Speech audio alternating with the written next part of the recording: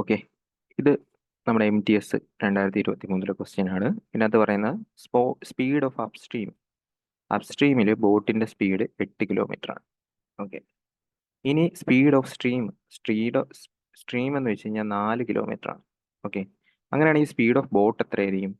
കാരണം ഇതെന്ന് വെച്ച് കഴിഞ്ഞാൽ എന്താ, ബോട്ടിന്റെ സ്പീഡ് മൈനസ് സ്ട്രീമിന്റെ സ്പീഡാണ് 8.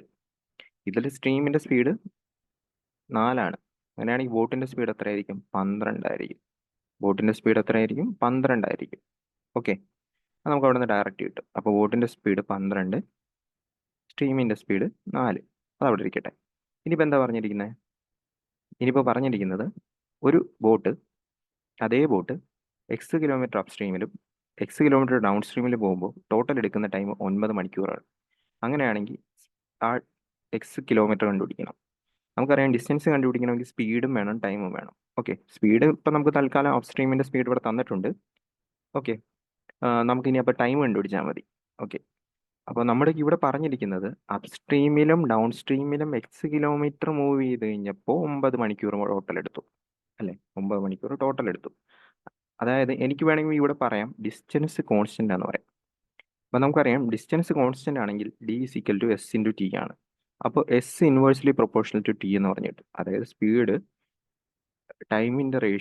ടൈമിന് നേരെ ഇൻവേഴ്സ് ആയിട്ട് പ്രൊപ്പോർഷണൽ ആയിരിക്കും. ഓക്കെ. എന്തിൻ്റെ ടൈം? നമ്മുടെ ഇവിടെ ഇപ്പോൾ അപ്പ് സ്ട്രീമിലും ഡൗൺ സ്ട്രീമിലുമാണ് എന്ത് കോൺസ്റ്റന്റ്?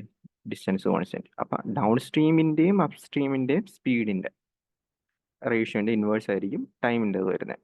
അപ്പോൾ ഞാനിവിടെ ഡൗൺ സ്ട്രീമിൻ്റെ സ്പീഡ് എത്ര വരും? ഇവിടെ ബോട്ടിൻ്റെ സ്പീഡ് 12 സ്ട്രീമിൻ്റെ 4 ഇത് 16 വരും.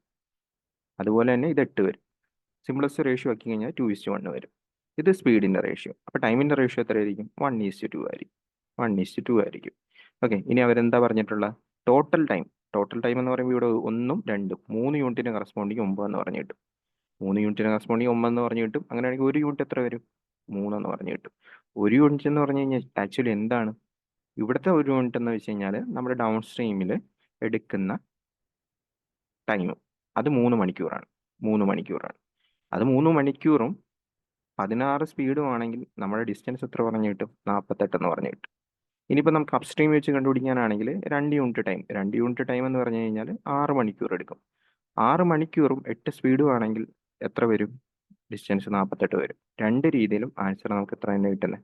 48 തന്നെയാണ് കിട്ടുന്നത്. അപ്പോൾ ഒന്നുകൂടി പറഞ്ഞു കഴിഞ്ഞാൽ രണ്ടിടത്തും എക്സ് കിലോമീറ്റർ എടുത്ത. അപ്പം നമ്മൾ എന്ത് ചെയ്തു? ആദ്യം സ്പീഡിൻ്റെ റേഷ്യോ കണ്ടുപിടിച്ചു. സ്പീഡിൻ്റെ റേഷ്യോ കണ്ടുപിടിക്കാനായിട്ട് ആദ്യം എന്ത് ചെയ്യണം? ഡൗൺ സ്ട്രീമിൻ്റെ സ്പീഡ് വേണം. ഡൗൺ സ്ട്രീമിൻ്റെ സ്പീഡ് കണ്ടുപിടിക്കാനാണ് ആക്ച്വലി അവിടെ എന്താ അപ്പ് സ്ട്രീമിൻ്റെയും സ്ട്രീമിൻ്റെ സ്പീഡ് തന്നിട്ടുള്ളത്. ഓക്കെ. ഇനി അവിടെ നിന്ന് നമ്മുടെ ഡൗൺ സ്ട്രീമിൻ്റെ സ്പീഡ് കണ്ടുപിടിച്ചു. എന്നിട്ട് എന്ത് ചെയ്തു? സ്പീഡിൻ്റെ റേഷ്യോ എടുത്തു. അത് കഴിഞ്ഞിട്ട് നമ്മൾ ടൈമിൻ്റെ റേഷ്യോ എടുത്തു. ടോട്ടൽ ടൈം നമ്മൾ ഇക്വേറ്റ് ചെയ്തിട്ട് ഇൻഡിവിജ്വൽ ആയിട്ടുള്ള ടൈം കണ്ടുപിടിച്ചു. അതിൽ നിന്ന് നമ്മൾ എന്ത് ചെയ്തു? ഡിസ്റ്റൻസ് കണ്ടുപിടിച്ചു. ഇതാണ് നമ്മളവിടെ ചെയ്തിരിക്കുന്ന സ്റ്റെപ്പുകൾ.